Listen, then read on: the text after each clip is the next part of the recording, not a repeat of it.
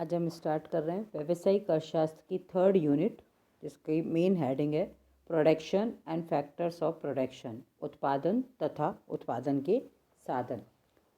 उपभोक्ता वाली यूनिट हम ख़त्म कर चुके हैं, जिसमें हमने उपयोगिता, उदासीनता वक्र, मांग और मांग का नियम, ये सारा हमने डिस्कस करा था। और उसके बाद आज हम स्टार्ट कर रहे हैं उत्पादन तथा उत्पादन के साधन। इसका बेसिक इंट्रोडक्शन आज हम कर रहे हैं, उसके बाद आगे स्टेप बाय स्टेप हम इसको लेंगे। तो फर्स्ट हेडिंग है हमारी उत्पादन का अर्थ एवं परिभाषा। आवश्यकता की पूर्ति के लिए मानव द्वारा जो उद्यम किया जाता है वह उद्यम ही उत्पादन कहलाता है। दूसरे शब्दों में हम ये कह सकते हैं कि मनुष्य की कुछ आवश्यकताएं होती हैं जिनकी पूर्ति वह धन के द्वारा कर सकता है, और वह धन आर्थिक प्रयत्नों द्वारा कमाया जा सकता है।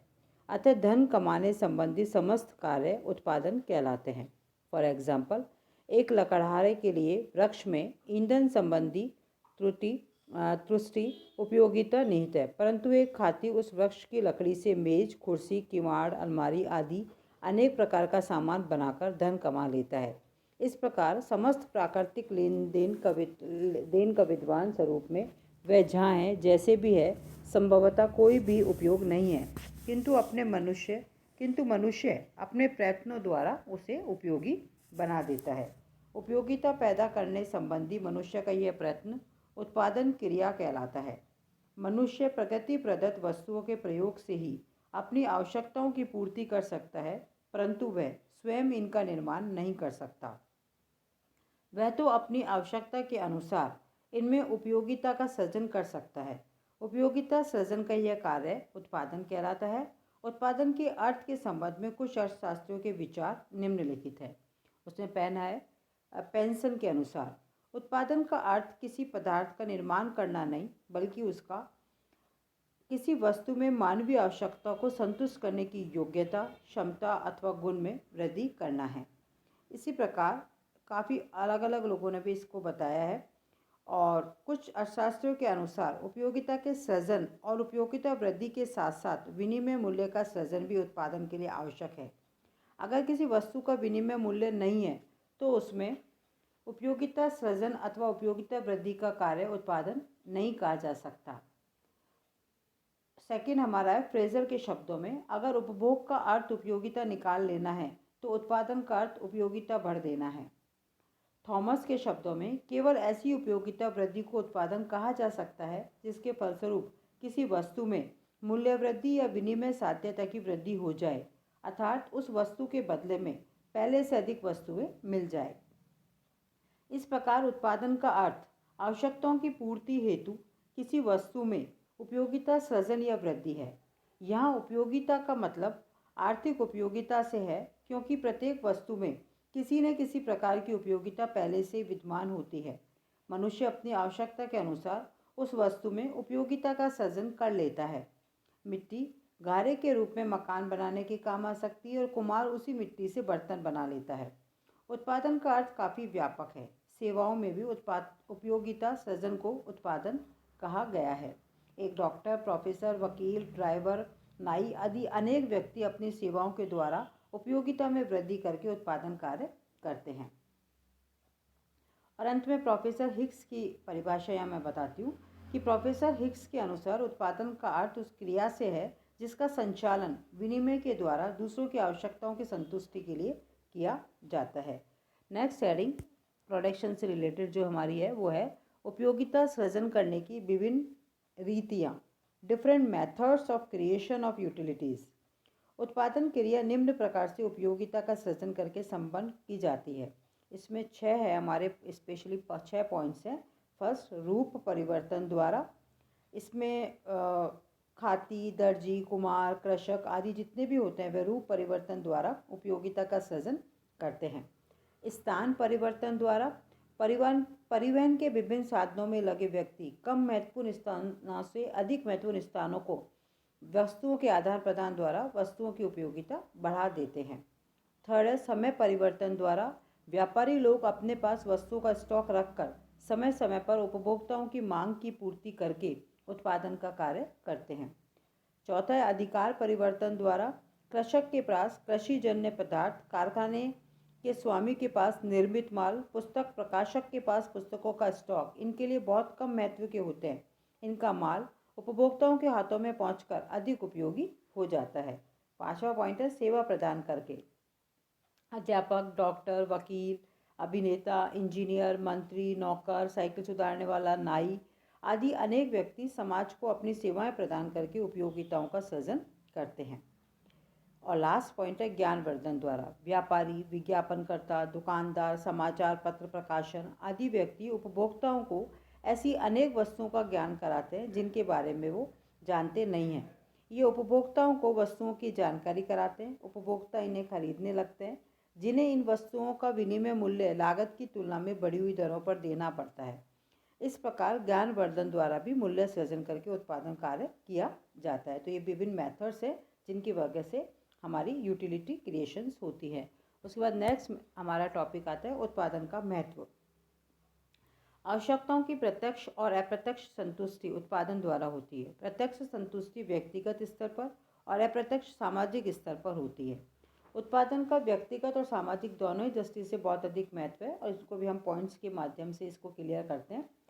पहला पॉइंट है व्यक्तिगत आवश्यकताओं की पूर्ति। आवश्यकताओं की पूर्ति धन द्वारा संभव है और हर प्रकार का धन उपार्जन उत्पादन कहलाता है। दूसरे मनुष्य अपने द्वारा उत्पादित वस्तुओं में से कुछ को प्रत्यक्ष रूप से अपनी आवश्यकताओं की पूर्ति के लिए प्रयोग करता है और शेष वस्तुओं का विनिमय मूल्य प्राप्त करके अन्य आवश्यकताओं की पूर्ति करता है। उदाहरणतः कृषक गेहूं का उत्पादन करता है। वह कुछ गेहूं घरेलू उपयोग के लिए रख लेता है, शेष को बाजार में बेचकर प्राप्त विक्रय मूल्य से मिर्च, मसाला, वस्त्र, पढ़ाई लिखाई का सामान, खाद, बीज अनेक वस्तुएं क्रय कर लेता है। दूसरा पॉइंट है जीवन स्तर का प्रभावित होना। देश विशेष में उत्पादन क्रिया बढ़ने पर अधिक आर्थिक उपयोगिता का सृजन होता है। देशवासियों के प्रति व्यक्ति आय बढ़ जाती है। बढ़ी हुई आय से अधिक आवश्यकताओं की पूर्ति होती है और जीवन स्तर उन्नत हो जाता है। तीसरा है आर्थिक समृद्धि पर प्रभाव। अधिक उत्पादन से देशी तथा विदेशी व्यापार में वृद्धि होती है। बढ़ा हुआ व्यापार आर्थिक समृद्धि लाने में सहायक होता है। इस प्रकार अप्रत्यक्ष रूप से आर्थिक समृद्धि उत्पादन पर निर्भर करती है। फोर्थ पॉइंट है सार्वजनिक वित्त पर प्रभाव। उत्पादन में वृद्धि से आर्थिक समृद्धिशीलता बढ़ती है, रहन सहन का स्तर उन्नत होता है, उपभोग की मात्रा बढ़ती है। इस प्रकार लोगों से अप्रत्यक्ष तथा प्रत्यक्ष रूप से अधिक कर वसूल होते हैं, जो लोगों के हित के लिए अधिकतम सामाजिक कल्याण प्राप्ति में व्यय कर दिए जाते हैं। और लास्ट पॉइंट है हमारा उत्पादन की शैली का प्रभावित होना। अंतर्राष्ट्रीय दृष्टिकोण से देखें तो उत्पादन का आज के युग में बहुत अधिक महत्व है। उन्नत एवं विकसित राष्ट्र अंतर्राष्ट्रीय आर्थिक सहयोग की भावना से प्रेरित होकर विकासशील और पिछड़े हुए राष्ट्रों को जो सहयोग प्रदान करते हैं, उसके फलस्वरूप पिछड़े हुए राष्ट्र भी विकसित राष्ट्रों की उत्पादन तकनीक का प्रयोग करने लगते हैं। इस प्रकार इनकी उत्पादन शैली भी उन्नत हो सकती है। नेक्स्ट हेडिंग आती है हमारी उत्पादन के साधन। तो 5 साधन मेन होते हैं उत्पादन के, और 5 में हमारे पास भूमि, श्रम, पूंजी, संगठन, साहस ये होते हैं हमारे। प्रतिष्ठित अर्थशास्त्रियों ने भूमि और श्रम के अतिरिक्त पूंजी को भी उत्पादन का साधन मानकर उत्पादन के 3 साधन बताए थे। उनके विचार में भूमि उत्पादन का आधारभूत साधन होता है, जिसे आवश्यकता की पूर्ति के लिए श्रम की सहायता से प्रयोग किया जाता है। उन्होंने भूमि को उत्पादन का निष्क्रिय साधन माना और श्रम को सक्रिय साधन माना। आगे चलकर उन्होंने पूंजी को उत्पादन का एक साधन बताया। उनके अनुसार उत्पादन में से सबसे पहले भूमि को हिस्सा मिलता है, इसके बाद श्रम को और अंत में पूंजी को। बड़े पैमाने की अर्थव्यवस्था की सफलता को ध्यान में रखकर मार्शल ने संगठन को भी उत्पादन का एक साधन माना। संगठन की व्याख्या उन्होंने प्रबंध तथा साहस के रूप में की है। इस प्रकार भूमि, श्रम, पूंजी, प्रबंध तथा साहस उत्पादन के 5 साधन होते हैं। तो पहला भूमि। अर्थशास्त्र में भूमि शब्द का बड़ा व्यापक अर्थ होता है। पृथ्वी की ऊपरी सतह ही भूमि नहीं कहलाती, बल्कि भूगर्भ में भू के ऊपर जो भी प्रकृति द्वारा प्रदत्त निःशुल्क देन विद्वान है, वे भूमि की श्रेणी में आती है। प्रोफेसर मार्शल के अनुसार भूमि का अभिप्राय उन सब पदार्थों और शक्तियों से है जो प्रकृति के मानव को निःशुल्क उपहार के रूप में प्रदान की है। इस प्रकार सूर्य, चंद्रमा, जंगल, नदी, पहाड़, समुद्र, भूमि की ऊपरी सतह, खनिज आदि सभी भूमि के अंतर्गत आते हैं। सेकेंड है हमारा लेबर, श्रम। मनुष्य द्वारा धन उत्पादन की दृष्टि से किए गए सभी मानसिक और शारीरिक प्रयत्न श्रम की श्रेणी में आते हैं। मार्शल के अनुसार ये प्रयत्न प्रत्यक्ष आनंद की दृष्टि से न किए जाकर पूर्णतः या आंशिक रूप से धन उत्पादन की दृष्टि से किए जाते हैं। भूमि तो उत्पादन का एक निष्क्रिय साधन है। इसके प्रयोग से उपयोगिताओं का सृजन श्रम द्वारा होता है। इस प्रकार श्रम उत्पादन का एक सक्रिय और अपरिहार्य साधन है। तीसरा है कैपिटल। उत्पत्ति का कुछ भाग अप्रत्यक्ष रूप से आवश्यकताओं की पूर्ति के लिए बचाकर रख लिया जाता है, जिसकी सहायता से भविष्य में उत्पादन के लिए यंत्र, मशीनें, कच्चा माल, श्रम के पारिश्रमिक भुगतान आदि की व्यवस्था की जाती है। इस प्रकार उपार्जित धन का वह भाग जो अधिक धन उत्पादन करने के लिए प्रयोग किया जाता है, पूंजी कहलाता है। चौथा पॉइंट है हमारा प्रबंध या संगठन। बड़े पैमाने की अर्थव्यवस्था में उत्पादन के साधन बहुत बड़ी मात्रा में प्रयोग किए जाते हैं। इनसे सुचारू रूप से काम लेने के लिए एक ऐसे व्यक्ति की आवश्यकता होती है जो उत्पत्ति के पैमाने के अनुसार भूमि, श्रम तथा पूंजी को व्यवस्था करके कम से कम लागत पर अच्छे से अच्छा उत्पादन कर सकता है। वह व्यक्ति ही संगठनकर्ता के रूप में जाना जाता है। इस प्रकार आधुनिक बड़े पैमाने की प्रतिस्पर्धात्मक अर्थव्यवस्था में संगठनकर्ता उत्पादन की सफलता के लिए उत्पादन का एक अनिवार्य साधन बनता जा रहा है। और लास्ट पॉइंट आता है हमारा साहस, एंटरप्राइजेस। उत्पादन के बड़े पैमाने की अर्थव्यवस्था में उत्पादक के व्यक्तिगत साधन अपर्याप्त रहते हैं, अतः इन्हें विभिन्न व्यक्तियों से जुटाकर उत्पादन चलाया जाता है। उत्पादन में भूमि, श्रम, पूंजी तथा प्रबंध के रूप में जिन जिन व्यक्तियों ने सहायता पहुंचाई है, उन्हें उनकी सहायता के अनुसार प्रतिफल चुकाते रहने की जोखिम जो व्यक्ति उठाता है तथा हानि लाभ का उत्तरदायित्व लेता है, वह साहसी कहलाता है। बड़े पैमाने की अर्थव्यवस्था में अनिश्चितता तथा जोखिम बनी रहती है। साहसी इन्हें वहन करके उत्पादन के अन्य साधनों को उनके पारिश्रमिक की दृष्टि से निश्चित करने का जो गुरुतर भार उठाता है, उसके कारण वह भी उत्पादन का एक अत्यंत आवश्यक साधन है। इस प्रकार ये 5 साधन होते हैं हमारे: भूमि, श्रम, पूंजी, संगठन, साहस। उसके बाद हमारा आता है उत्पादन के साधनों की विशेषताएं। इसमें हमारे मेन 3 पॉइंट्स आते हैं। पहला, मात्रा में सीमित। हवा और प्रकाश को छोड़कर उत्पादन के सभी साधन मात्रा में सीमित होते हैं।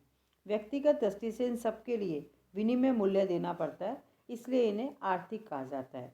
दूसरा आता है वैकल्पिक प्रयोग। उत्पादन के साधनों को उत्पादन के विभिन्न कार्यों में प्रयोग किया जाता है। जैसे भूमि का प्रयोग कृषि, ईंट व भवन निर्माण, खेल का मैदान आदि के लिए किया जा सकता है, इसलिए इसे वर्सेटाइल कहा गया है। परंतु आज के विशिष्टीकरण के युग में उत्पादन के साधनों का यह गुण सीमित होता जाता है। नगर के आसपास की भूमि का प्रयोग कृषि करने के बजाय भवन निर्माण, क्रीड़ा स्थल, सिनेमाघर, कारखाना आदि के लिए करना अधिक लाभकारी होता है। थर्ड पॉइंट है परिवर्तनीय अनुपात में प्रयोग। अधिकांश वस्तुओं का उत्पादन के विभिन्न साधनों को विभिन्न मात्राओं में मिश्रित कर किया जा सकता है। स्थिर अनुपात में साधनों के मिश्रण की बहुत कम आवश्यकता पड़ती है। उदाहरणतः श्रम के स्थान पर पूंजी की मात्रा बढ़ाकर उत्पादन उसी सफलता से चलाया जा सकता है। हाथ से लिखने के स्थान पर टाइपराइटर के प्रयोग द्वारा अधिक छपाई की जा सकती है। श्रमिकों की संख्या कम करके टाइपराइटर के रूप में पूंजी का अनुपात बढ़ाकर उत्पादन चलाया जा सकता है। तो ये 3 हमारी मेन विशेषता है। नेक्स्ट हेडिंग आती है उत्पादन कुशलता अथवा उत्पादन की मात्रा को प्रभावित करने वाले तत्व। ये 2 मेनली तत्व होते हैं, इंटरनल फैक्टर्स और एक्सटर्नल फैक्टर्स।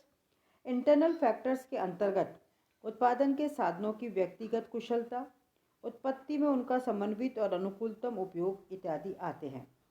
उद्योग विशेष में प्रयुक्त उत्पादन के साधन अगर कार्यकुशल हैं तो उत्पादन अधिक मात्रा में होगा और किस्म भी सुधरेगी, परंतु यह तभी संभव है जब उनका प्रयोग अनुकूलतम या आदर्श में किया जाता है। और एक्सटर्नल फैक्टर्स में ये पॉइंट्स हैं जिनका वर्णन निम्नलिखित है। उत्पत्ति के साधनों की कार्यकुशलता बाहरी तत्वों द्वारा काफ़ी मात्रा में प्रभावित होती है। बाहरी तत्व उत्पत्ति की मात्रा और किस्म दोनों को ही प्रभावित करते हैं। इनके अंतर्गत प्राकृतिक, भौतिक तथा मानव तत्व आते हैं। जैसे प्राकृतिक तत्व, सेकंड, सस्ते और पर्याप्त माल की उपलब्धि, उत्पादन की नवीनतम तकनीक का प्रयोग, विकसित बैंकिंग और साख व्यवस्था, विकसित परिवहन और संचार सुविधाएं, अनुसंधान और अन्वेषण, शांति तथा सुरक्षा और सरकार की नीति। इस प्रकार ये जो सारा production and factor of production का डिस्कशन करने के बाद हम ये देखते हैं कि उत्पादन की कुशलता और मात्रा बाहरी तत्वों का पर बाहरी तत्वों का उतना ही प्रभाव पड़ता है जितना कि आंतरिक का। दोनों ही तत्व उत्पादन को समान रूप से प्रभावित करते हैं। तो ये सारा आज का जो हमारा डिस्कशन था वो है production and factors of production, यानी बेसिकली उत्पादन और उत्पादन के साधन क्या होते हैं, कैसे काम करते हैं। तो 5 मेन चीज़ हमें याद रखनी है कि 5 उत्पादन के मेन साधन होते हैं: भूमि, श्रम, पूंजी, संगठन, साहस। और इसके आगे फिर आगे कंटिन्यू रखेंगे। आज के लिए इतना ही।